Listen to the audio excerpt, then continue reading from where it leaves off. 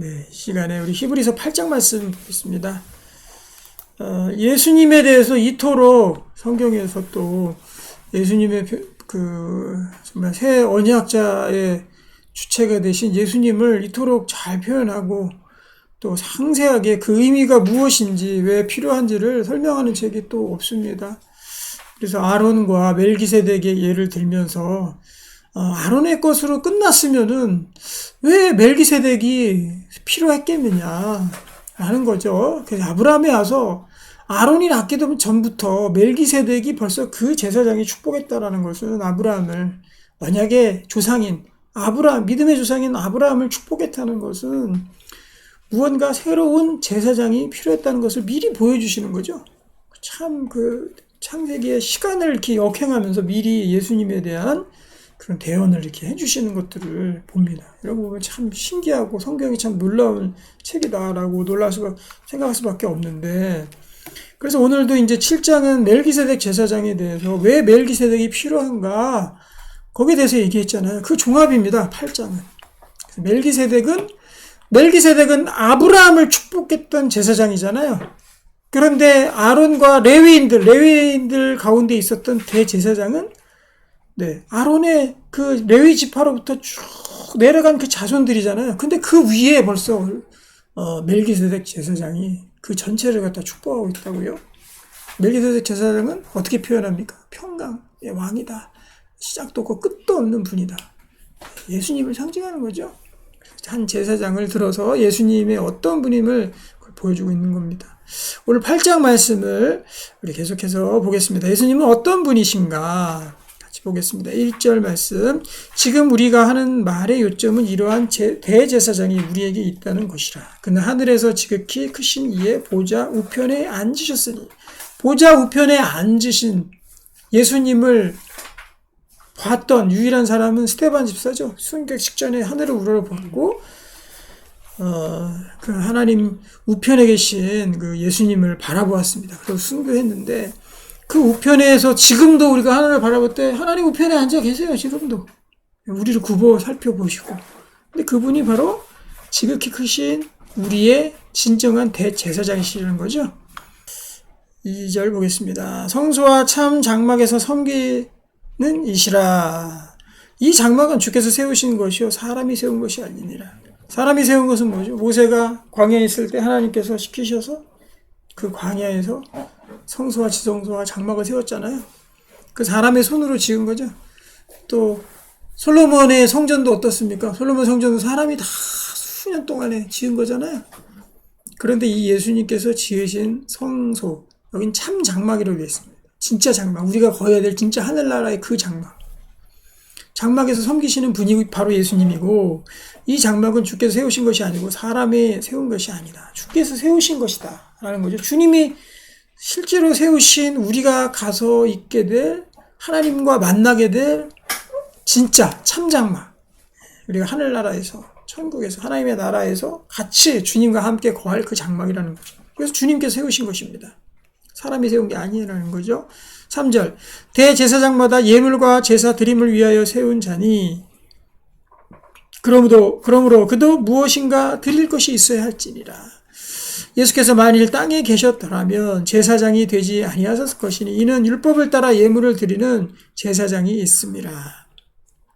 그렇죠. 이 땅에서는 예물과 제사로 대제사장들이 하나님께 계속 드리고 있습니다.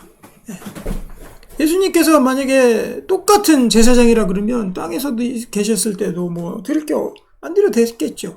굳이 예수님이 대제사장이라고 표현할 필요도 없겠죠. 땅에 있는 제사장으로 다 될 것이었습니다. 필요가 없다는 거죠.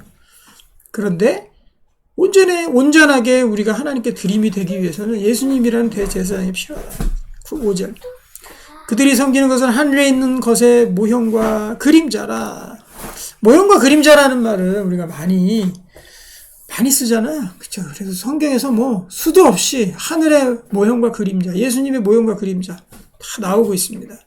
그래서 그들이 섬기는 것, 제사장이 예물을 따라서 드렸던 모든 것들은, 그들이 섬겼던 것들은 모형과 그림자라.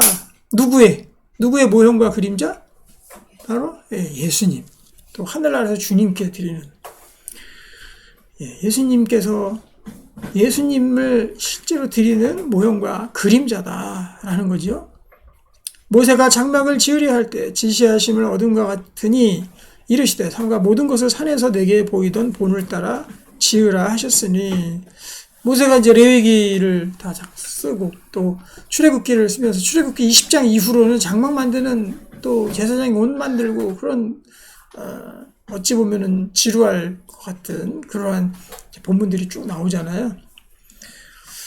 그런데 이제 그것을 따라서 하나님의 지시를 따라서 그렇게 지었던 것은 내게 보이던 본을 따라서 그냥 하늘의 본을 떠서 이 땅에서 어떻게 해서 이렇게 지은 거죠. 대신해서 그것이 바로 모형과 그림자라는 거죠. 하늘의 모형과 그림자입니다.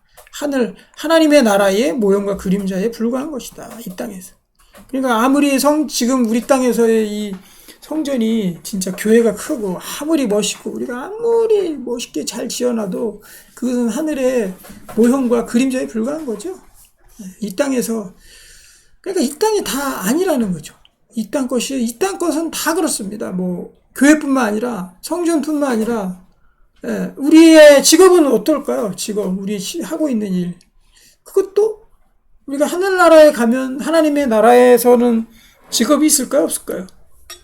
잘 거기까지는 잘 모르겠어요. 안 가봐서 잘 모르는데, 뭔가 우리가 뭐 하루 종일 눈 뜨고 그냥 눈만 껌뻑거리고 있겠습니까? 뭔가 하겠죠. 우리 해야 할 일들이 거기서 있을 거라고요. 질적으로 다. 지금은 우리가 직업이라고 하는 일도 하늘에서 하게 될 또 모형과 그림자에 불과하고요. 우리가 여기서 하는 사역도 있잖아요. 하늘에서 하게 될 모형과 그림자. 그리고 여기서 하는 하나님께 드리는 예배. 천상에서의 수많은 천군 천사와 나팔이 불려지는 수많은 정말 끝도 없이 흰옷 입은 무수한 무리들이 함께 한다 그랬잖아요. 그 예배 드리는 모형과 그림자에 불과한 거죠. 또 우리 상암 월드컵 경기장에서 있었던 빌리그레함 50주년 기념 집회가 있었잖아요. 그래서 아들 목사님이 오셨고 다시 똑같이 재현을 하려고 전도 집회를 했는데, 거기 어떻습니까? 상암 경기장에 몇몇 명이 들어가잖아요. 거기 꽉 차가지고 예배하니까 저 끝에서 저 끝까지 막 사람도 안 보이고 막 드론 날라다니고, 거기에 뭐 10,000명 성가됩니까? 1,000명 성가됩니까? 10,000명 성가됩니까? 그래서 막 하고, 뭐예요? 그거 보기만 해도 막 엄청나잖아요, 규모가. 그것도 하늘에 있게 될 우리의 천상의 예배와 또 하나님께 대한 경배의 모형과 그림자에 불과하다는 거예요. 아무리 우리가 잘해도. 그렇죠? 흰옷 입은 수많은 무리들이 만약에 하나님의 나라에서 나와서, 그리고 막 천사들 막 나팔 막 불고, 거기서 끝도 안 보이는 사람들이 같이 성도들이 하나님을 찬양하고 막 그렇게 해서 예배가 된다고 생각해 보세요. 듣기만 해도 막 흥분될 것 같습니다. 우리 하는 일 모든 것들이 모형과 그림자라. 그래서 뭐가 필요하냐? 이 땅에서의 일들이 다다라고 생각해서 사는 게 그래서 어리석다라는 거죠. 그리고 하나님을 생각하고 사는 것이 그래서 맞다라는 거죠. 이 땅 것이 다면은, 사실 이 땅에 정말 끝이 있고 다면은 뭐하러 이렇게 열심히 삽니까? 제가 어느 방송 프로그램에서 불신자 하는 얘기도 봤어요. 불신자 그러더라고요. 우주 얘기를 이렇게 하는 시간이었는데, 자기도 뭐 신을 안 믿지만 내가 뭐 때문에 이렇게 열심히 살지? 이런 생각을 한답니다. 제가 방송 속으로 뛰어들어가서 그때 패널이었으면 막 얘기했을 텐데. 그래요. 우리는 아무리 잘 살고 여기 뭐 해도 이 땅이 만약에 다면 우리가 하고 있는 모든 일들은 다 허무하고 의미가 없고 쓸데없는 짓이죠. 다 이 땅에서 하는 일들을 우리가 본 경기가 우리에게 남아있다.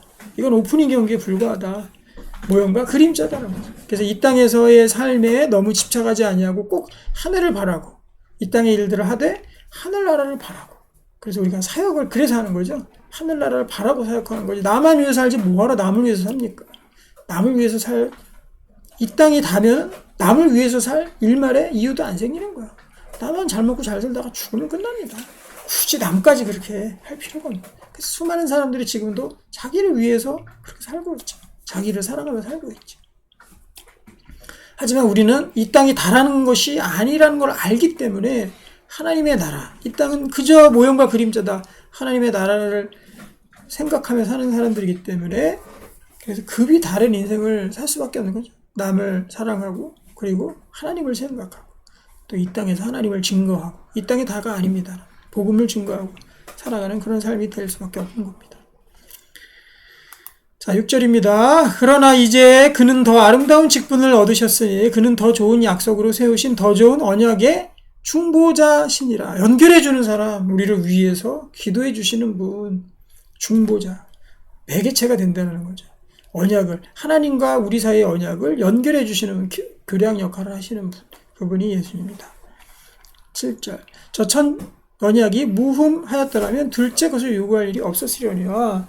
저 첫 언약은 무엇입니까? 인간 땅에서 지었던 그 천막, 성소, 뭐 이런 것들, 그리고 대제사장, 소와 양에 드리는 제사들, 이런 것들이 만약에 흠이 없이 완결했다면 둘째 것을 요구할 일이 없었겠죠. 둘째 것은 뭡니까? 그것이 완전히 완성된 것이 아니기 때문에 예수님의 그 대제사장이 오셔서 우리와 하나님을 연결해 주시는 그 일을 하셨다는 거죠. 8절. 그들의 잘못을 지적하여 말씀하시되 주께서 이르시되 볼지어다 날이 이르리니 내가 이스라엘 집과 유다 집과 더불어 새 언약을 맺으리라. 새 언약이 필요한 겁니다. 그동안에 이 율법으로 있었던 그 헌 언약, 옛 언약은 그거는 우리를 패배하게 만들었어요. 이길 수 없습니다. 그래서 예수님과의 새 언약을 맺게 된 거죠. 예수 그리스도를 통해서 우리의 죄를 씻고 하나님의 통치를 받고 하나님 나라의 백성이 되는 거. 이게 새 언약이죠. 9절. 또 주께서 이르시기를 이 언약은 내가 그들의 열조의 손을 잡고 애굽 땅에서 인도하던 날에 그들과 맺은 언약과 같지 아니하도다. 그렇죠. 처음에 애굽 땅에서 맺었던 그 언약은 다 파기가 되버렸죠. 필패했죠. 그래서 바벨론으로 끌려가고 결국 예수님이 오셔서 새 언약을 주실 수밖에 없습니다. 그들은 내 언약 안에 머물러 있지 아니하므로 내가 그들을 돌보지 아니하였느니라. 또 주께서 이르시되 그날 후에 내가 이스라엘 집과 맺은 언약은 이것이니 내 법을 그들의 생각에 두고 그들의 마음에 이것을 기록하리라. 나는 그들에게 하나님이 되고 그들은 내게 백성이 되리라. 언약을 우리 마음에 기록해 주셨습니다. 마음의 할례를 행하셨고 우리 마음속에 기록하셨고 새 언약이 되도록 이끌어 주셨습니다. 또 각각 자기 나라 사람과 각각 자기 형제를 가르쳐 이르기를 주를 알라 하지 아니할 것은 그들이 작은 자로부터 큰 자까지 다 나를 압니다. 새 언약이 완성이 되게 되면은요, 지금은 막 우리가 복음을 전해야 되고 가르쳐야 되고 권해야 되고 주를 좀 알아라 하고 계속해서 권면하고 이렇게 해야 되지만 그때는 그런 필요 없겠죠. 다 주님을 알게 되는 그 날이 그림자 모형을 이 완전히 실현되는 그 하나님의 나라가 우리 가운데 임하게 되는 거죠. 그래서 주님은 다 작은 자로부터 큰 자까지 주님 다 알게 되는 겁니다. 내가 그들의 불의를 긍휼히 여기고 그들의 죄를 다시 기억하지 아니하리라 하셨느니라. 완전히 우리의 죄가 회복되는 그때죠. 그럼 더 이상 우리의 불의는 더 이상 하나님의 정죄의 대상이 되지 않습니다.